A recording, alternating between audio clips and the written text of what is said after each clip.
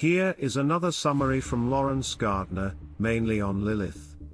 Gardner is a noble Gnostic. His story could be promoting his beliefs.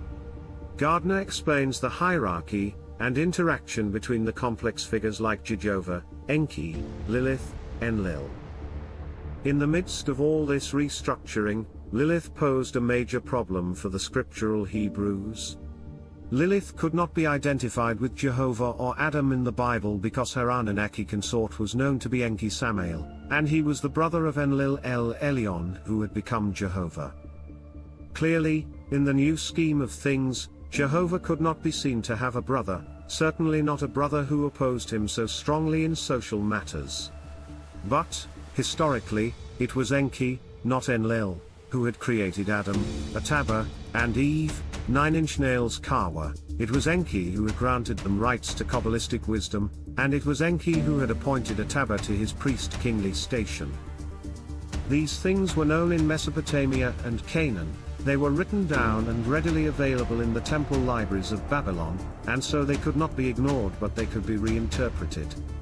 Enki, the wise hero of Sumer, could be portrayed, in accordance with his emblem, as a troublesome serpent, an image which could incorporate Lilith too, for she held the matrilineal heritage of the kingdom, the Malkhut, the sovereignty of the dragon.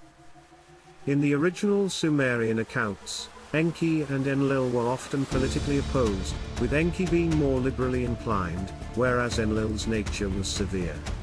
As with political opponents today, neither was always right, and for the most part their individual platforms were subject to the voting system of the Grand Assembly of the Annunaki.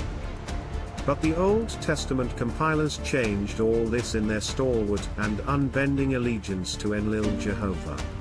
To these children of Israel, Jehovah was always right.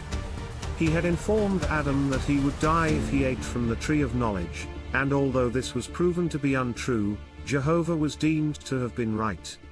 On the other hand, the serpent, Enki, who told the truth, explaining that Adam would not die from the fruit, but would become wise like the Elohim, was deemed to be wrong, not only wrong, but evil for daring to be honest and contradictory.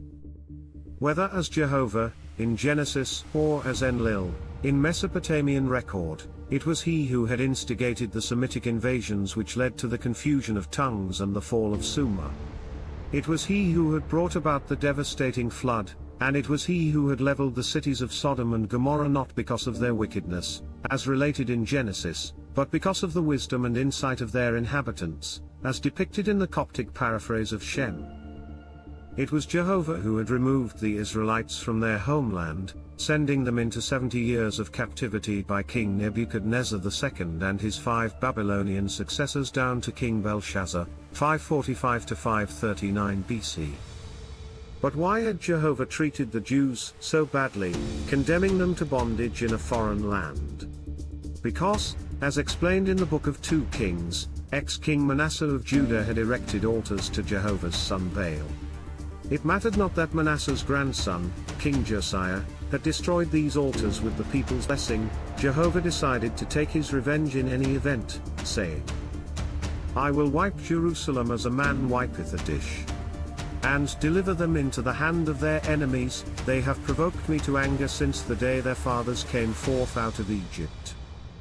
In 539 BC, King Cyrus II of Persia, Iran, had overthrown Babylon and seized the kingdom. He then married the Jewish princess Meshach, and her brother Zerubbabel was allowed to lead the Israelite captives to freedom in 536 BC. When Jews returned, they changed their theological views. Lilith, Jehovah, Asherah all had a new story, new function. Real stories are not lost, still written in extra sources, but stories are so complicated, hard to understand the original story.